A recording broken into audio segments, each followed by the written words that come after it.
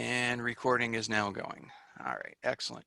So what I'd like to start with is I have a very brief slideshow which gives an introduction to Zoom and the basic differences between Zoom and WebEx.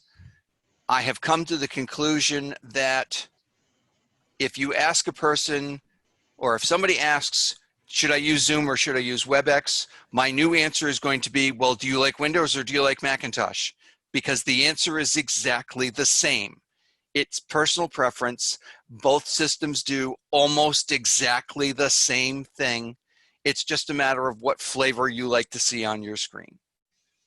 Okay, so if you're a Mac person, you might like Zoom. If you're a Mac person, you might like WebEx. So, I can tell you Zoom is more popular in the public sector and the K through 12 industry, but WebEx has got the courtrooms nailed down basically as their monopoly because the security features of WebEx are better than the security features of Zoom. Anyway, so let me start with, all right, so here's me, here's Mike. Mike is going to monitor the chat. If you have questions, you can pop them into the chat. Mike will do his best to answer them. If he needs to interrupt me in the course of the presentation, he will do so. You can see that when I share my screen, I am sharing the entirety of the screen. It's exactly the same thing as walking into a classroom and plugging your computer into the screen projector. Okay, so you see, I have some WebEx folders, a WebEx folder here, a Zoom Notes folder, my WebEx presentation, my Zoom presentation over here off to the side. I've hidden all my personal stuff for good reason. We won't go there. The Zoom controls are along the bottom of your screen. And since I have taken this screen picture, two of them have been rearranged. So support and reactions over on the far right are now flopped. This is the wonders of software updates. Every time you take a picture of a screen, it changes. So you can turn your microphone on and off along the left. Your camera can be on or off is next. The participant list, which would give you the list of people who have joined the meeting, and right now we're up to 33.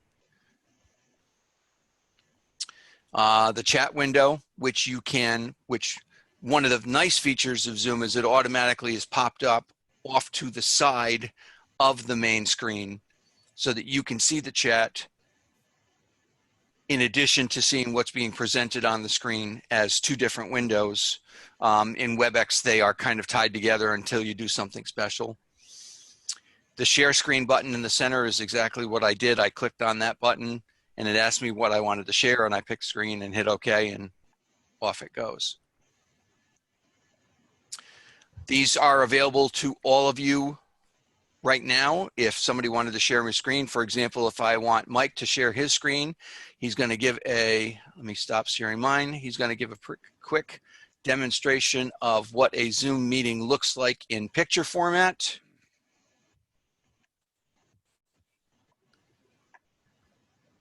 And it looks very vaguely similar to that. For those of you who are old enough to know what's going on here, yes, this is what we think of when we think of a Zoom meeting. Perfect. Absolutely perfect. That was, yes, that worked out very nicely.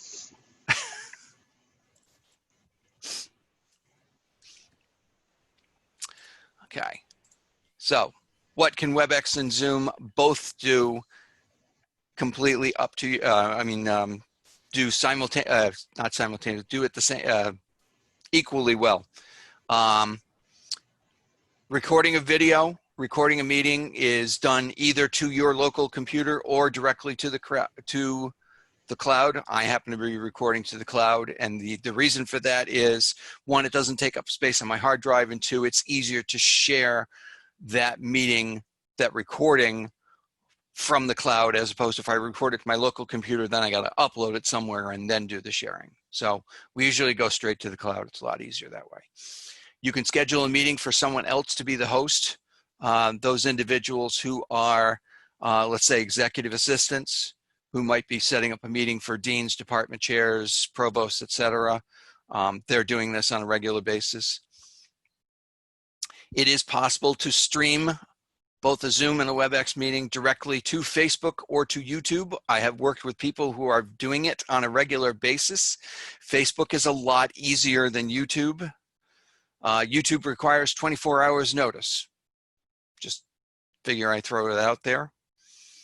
It has to do with, I forget what it is off the top of my head, but YouTube you have to schedule, Facebook you do not. As a participant in the meeting, if the setting is done correctly, you can save the chat session yourself. And I can demonstrate how you do that towards the end of the meeting when everything is done. You can require registration for a particular meeting so that only people who are pre-registered can attend. You can automatically mute participants as they join, which is the current setup here.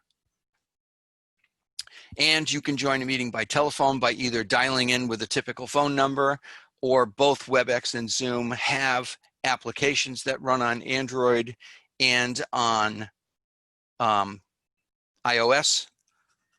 So if you're using an iPhone or if you're using an iPad, you can join either of these meetings using the WebEx or Zoom app without even blinking an eye. The Zoom iPhone app is actually pretty cool. It's very similar to using your desktop machine. And when you change the orientation from landscape to portrait and vice versa, you see different options can become available. If you're in landscape mode, it assumes that you're looking for basically whatever's being screen shared more than anything else. And if you're in portrait view, then it gives you the chat features and the participants list and so on and so forth. So it's kind of neat.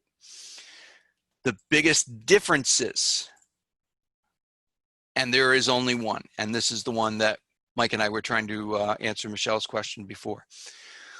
When you create a WebEx meeting, whatever settings associated with that particular meeting are assigned to the meeting when you configure it. So, do you want participants muted upon entry? Do you want to share video?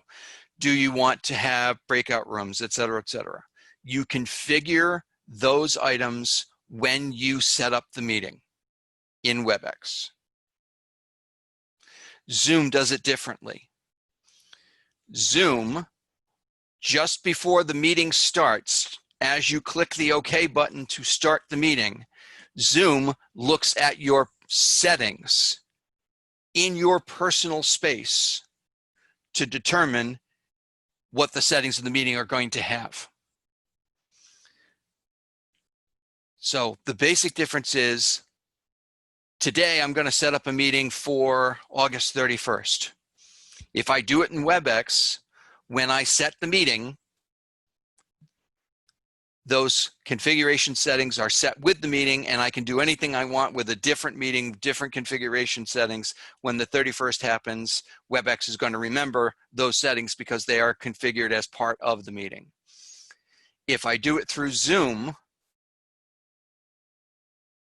I have to remember to turn breakout rooms on before I start the meeting, because you can't configure that as part of the meeting settings. So that I found to be the biggest difference. Some people are going to like one versus the other. I happen to think this is a limitation of Zoom because I will never remember to go into my Zoom settings and look at them before I start a meeting. So that's one of the reasons that we're not going to have breakout rooms showing here, because one, breakout rooms in itself is its own 45-minute presentation. And two, I forgot to turn them on before the meeting started. Okay.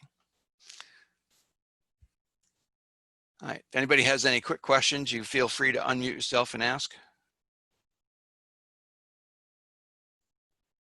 Okay. Mark, go ahead. So sorry, this is Lisa Harlow. No, hi, Lisa. You know what, for some reason I had thought that this was going to be about some breakout rooms. So Is this the only mention of it here right now? I would be happy to have a different meeting Okay, set that's up at a okay. later point in time, Sure. Lisa, just to do breakouts, No because I think, worries. it just makes the most sense. Yep, good deal. Maybe, you know what? Maybe I can get it. I'll have to arrange with Michelle and see if we can have something put up on the calendar for maybe in about 2 weeks. Okay. Because I'm sure you're not going to be the only one that's going to want to see them. Okay. The main differences between WebEx and Zoom from a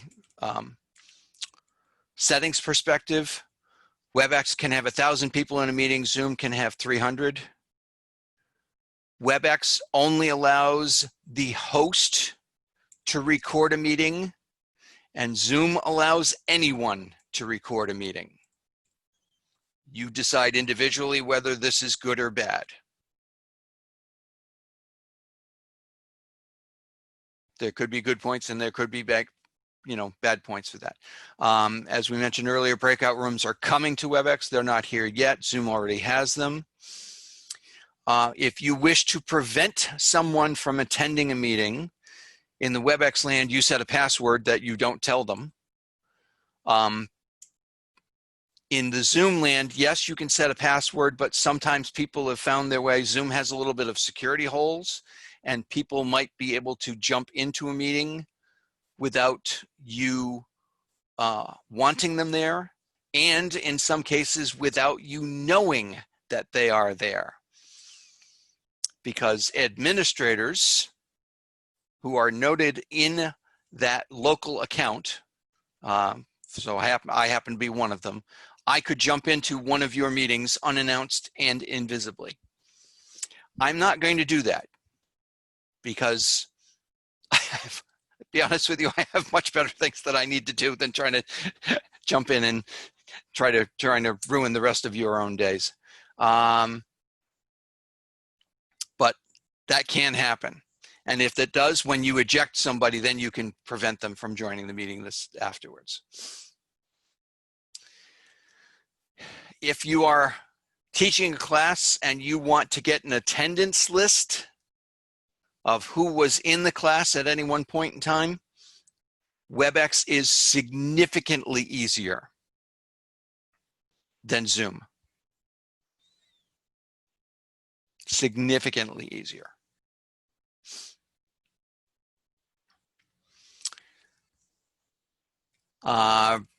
Waiting rooms before a meeting comes in.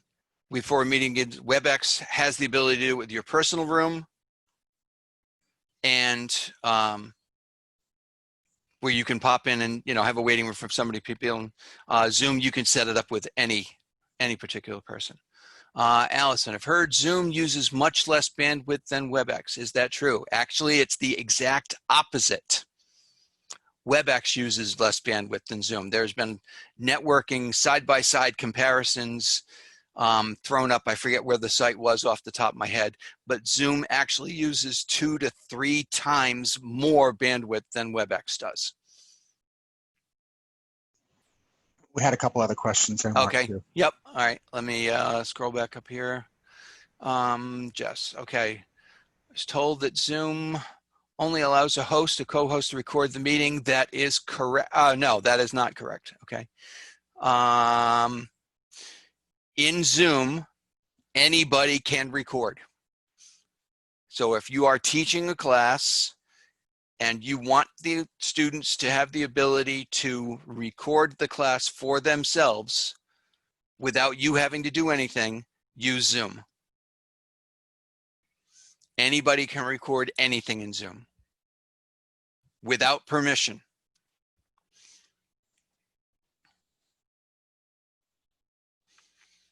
Can you prevent others from recording a room? Yes, if you set up the configuration, if you set up the settings the right way. So let me slip away from my PowerPoint presentation here for a second and go to my Zoom settings.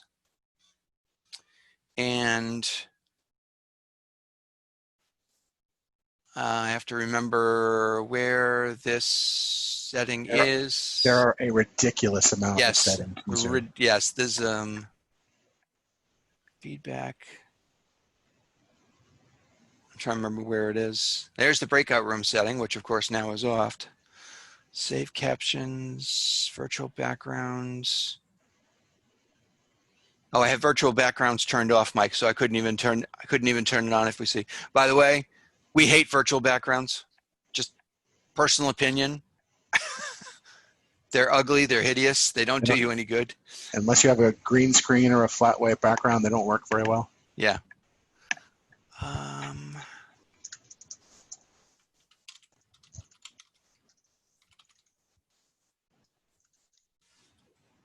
right, hang on one second here.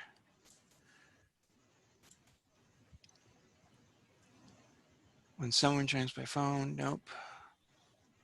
Mail notification, where is it? It's not in the setting? Wow.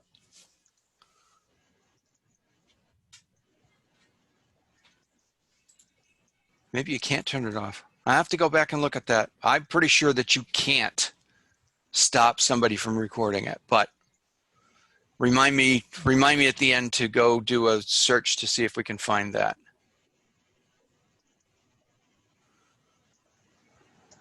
All right. Okay.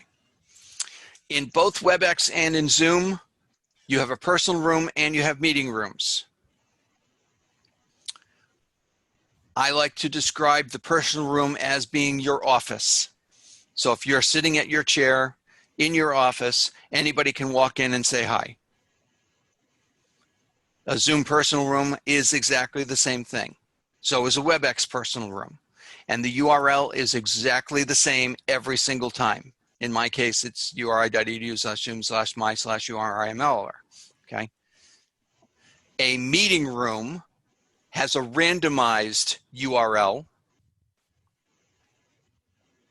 and will change based on who creates the meeting, what time the meeting is at, who's invited to the meeting, et cetera, et cetera. If you set up a recurring meeting, so every Tuesday, Thursday at say 11 o'clock in the morning, then that URL is the same for each occurrence of the meeting. But that's because it's basically one meeting that happens multiple times. But if you schedule a different class, say at 12:30 on Tuesday and Thursday, that's going to have a different URL than the 11 o'clock class.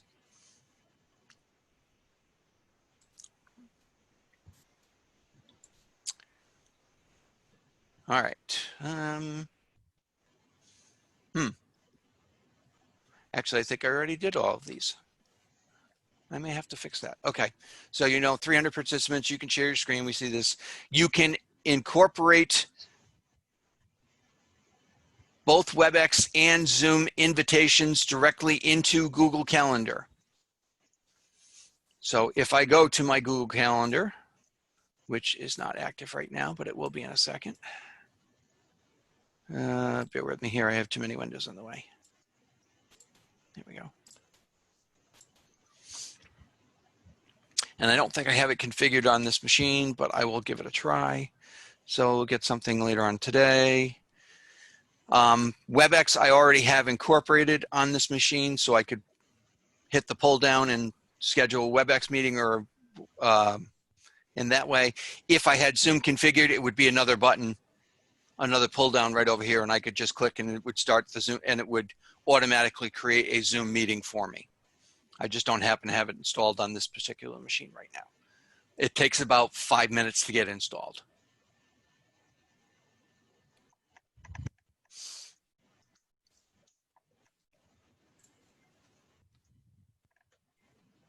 So you could do that instead of logging into the Zoom website and going here to scheduling a meeting, etc.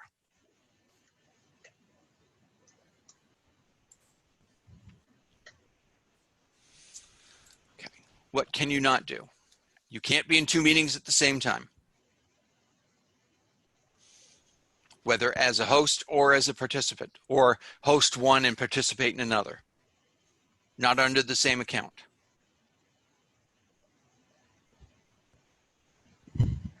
And the attendees list is a lot more difficult in Zoom than it is in WebEx.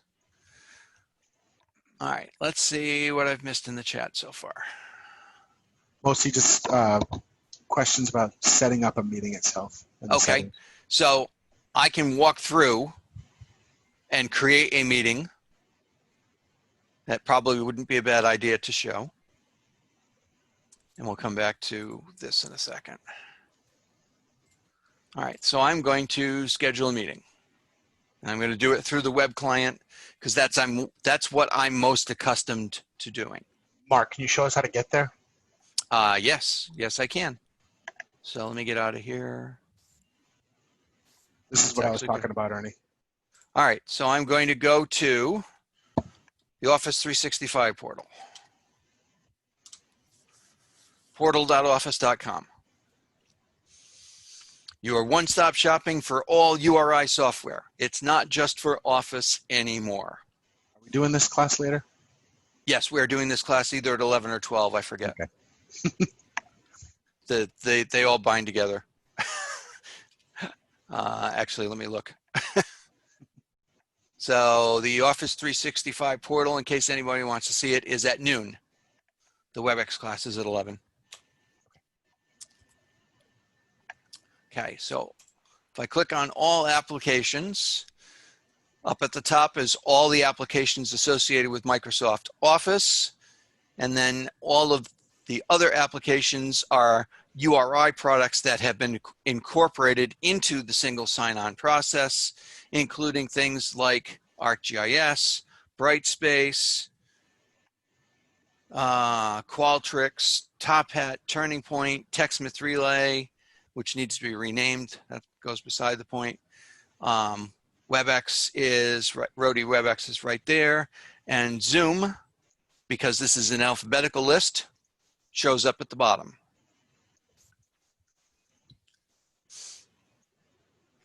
And welcome to the Zoom sign-in page.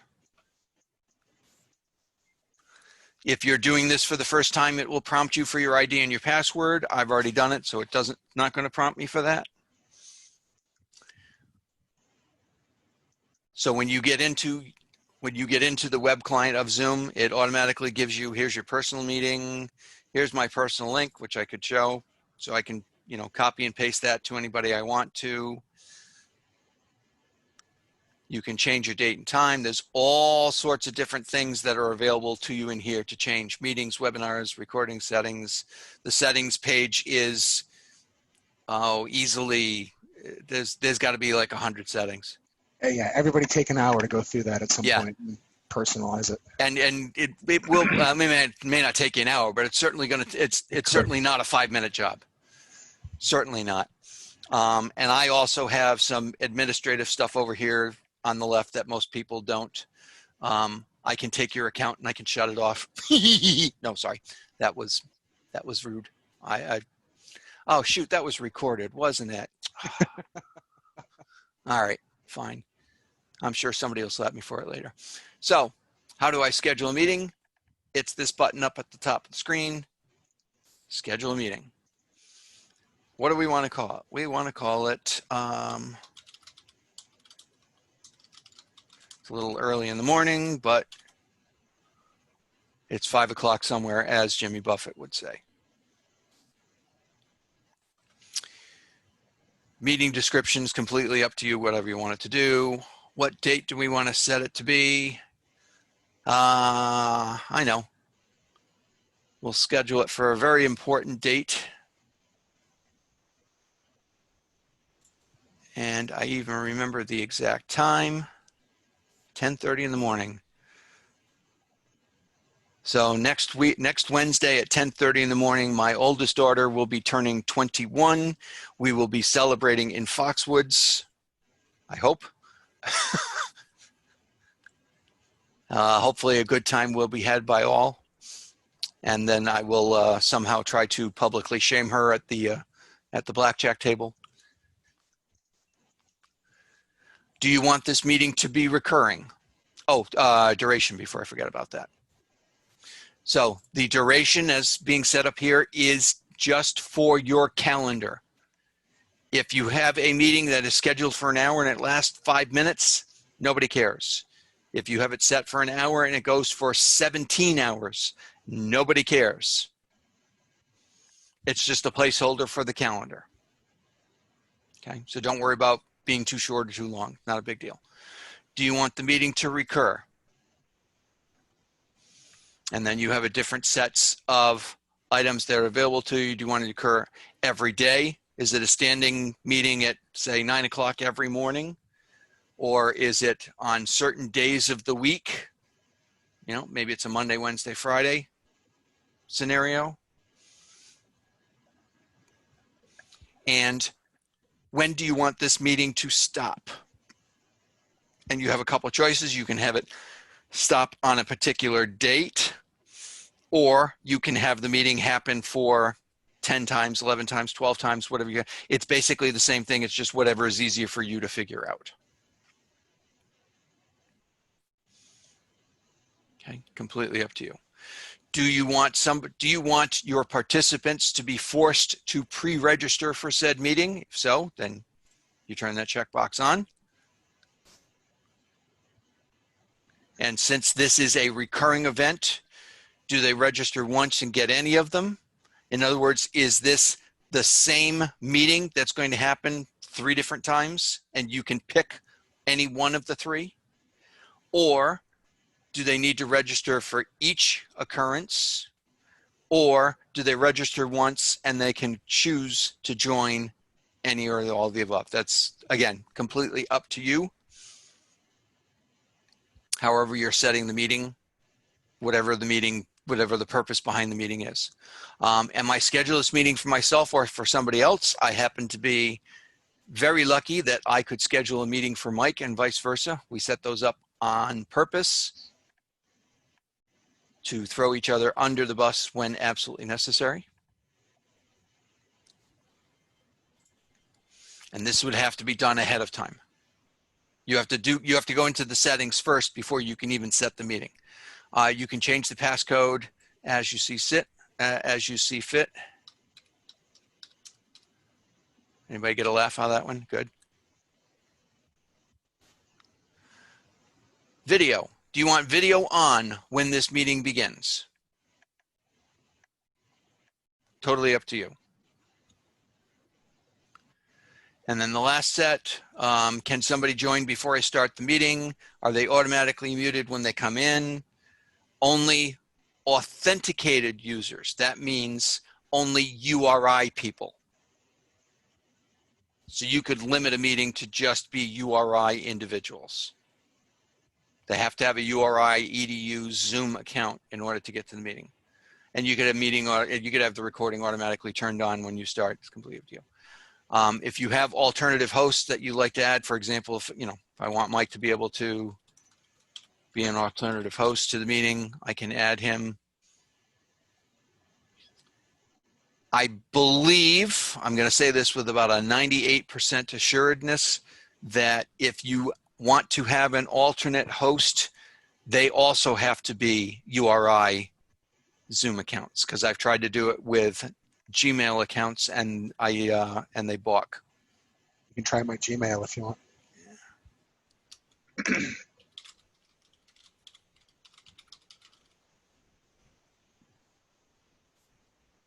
Yep. Okay, so it does. So an alternate host has to be a URI account as well. And that's pretty much it. You hit save and it's done. When you hit the save button, what you will get is a link. Let me show you. So here's today's meeting, for example. I can click on today's meeting. And here's the invitation link, which I can right-click and copy. Or another thing that you can do is I can copy the invitation. And this gives me an entire list copy that meeting invitation, copy to the clipboard, and now I can go into email, compose, paste. And there's the entire thing, which gives you're invited to this meeting, blah, blah, blah, blah. The one thing that doesn't do is it does not create this as a link. So you would have to select it and make it a link, but that's easy enough. And it gives all of the telephone numbers that might be relatively local to individuals throughout the country. I usually cut them out because almost everybody that I'm inviting to a meeting is at least in New England.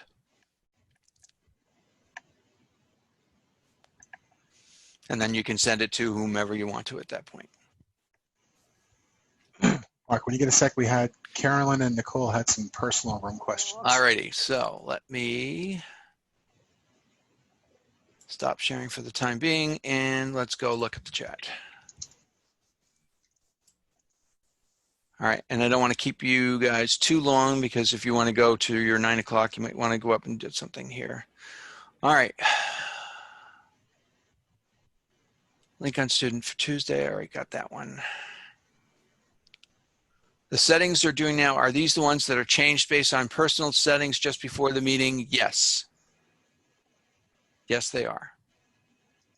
Can anyone be designated as an alternate host? Yes, as long as they have a URI account. But can they be set as an alt host during the meeting or no? Okay, so we're in a meeting right now. If I want to, let me show my participants list. And this is the one thing I don't like about Zoom is I can't share my screen per se. In other words, you can't see my Zoom session. So what I've done is I've taken some screenshots and maybe that will be helpful. But if I find, let's see, let's go find Ernie because he's a good guy. We can, if I right click on Ernie, oh no, there's a more button.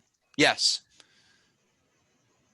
So when you go to the participants list, which is on my right side of the screen, I can find a particular individual. When I put the mouse over somebody, there is a more button, which I can click on, which allows me to do the following. I can chat directly. I can stop his or her video. I can spotlight somebody's video. Let's see what that one looks like. Oh, it brings them to the front. Nice. Nice job, Ernie. Good job. Yes, make co-host, make host, make co-host, allow to record. I can rename him to Bruins fan. And now his name shows up as Bruins fan, which means I have to go back and re-find him in the participants list because he was under Ernie and now it's under, one is under E for Ernie and now it's B for Bruins. I can remove, which I'm not going to do, and so on and so forth. So yes, there are things that you can do. You can make somebody else a host. Thanks, Mark. I appreciate it. Hey, you know, we got to stick together here, Ernie, you know? Yes, we do, sir. Thanks, man. Yep. All right. Mark, Allison had a passcode question. Is there advantages of passcodes versus waiting room versus both? Oh, okay. So, all right. Cancel the spotlight video. All right, bear with me here for 1 second. I want to, Ernie's still at the top of the screen. Ah, now see?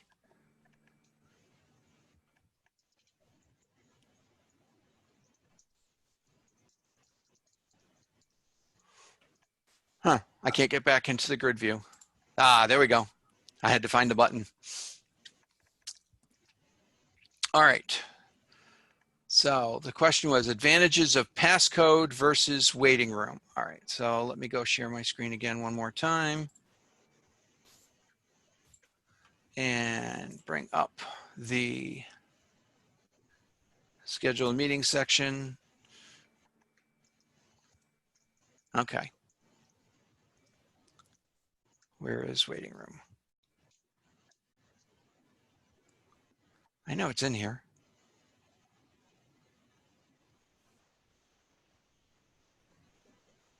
Why am I blind?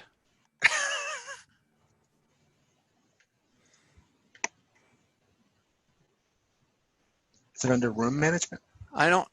I think it's right near the passcode option. Like I said, there are just too many So settings. There's too many. security. Security. Oh, there. Thank you. Wow. I'm staring right at it and literally can't see it. Okay. So what a waiting room is, think of it like going to a doctor's office. Before you get your visit with the doctor, you sit outside and you have to wait your turn until the doctor is ready. That's exactly what a waiting room is in Zoom. You decide whether you turn it on or turn it off for this particular meeting. Now, the good news is that you can literally control anybody who joins the meeting by forcing them to go into the waiting room first. The bad news is if you have a meeting of, in this case, 33 participants, when each one of those participants joins the meeting, I get a pop-up on my screen that says, Allison Roberts has joined the meeting. Do you want to accept? And I have to click a button to allow Allison to join the meeting. Every single person. So if you have a meeting for 4 or 5, it's fine. If you have a meeting for more than 20 or so, boy, I can see that as being a real pain in the neck. But that's up to you. You know, maybe you want it that way. All depends on what you want to do with this particular meeting. The passcode is simply a password. I mean, they're not calling it a password anymore. Zoom was very specific when they said they were changing all of their terminology to passcode instead of password. And they say because your password is what you use to log into Zoom, but the passcode is the secret identity of a particular meeting. And if you don't know that secret identity, you can't get into the meeting. Well, when you create a meeting and you get the long URL link, the passcode is incorporated into that link. The only reason you would ever need somebody, you would never need to give out a passcode to somebody is if they forgot what the link was, or they lost the link, or they're calling in by telephone and it's prompting them for the passcode. 99.9% of the time, that's the only time that it happens. So it is now 9:15. I will have the ability to stay for a little while longer. I'm going to stop the recording now.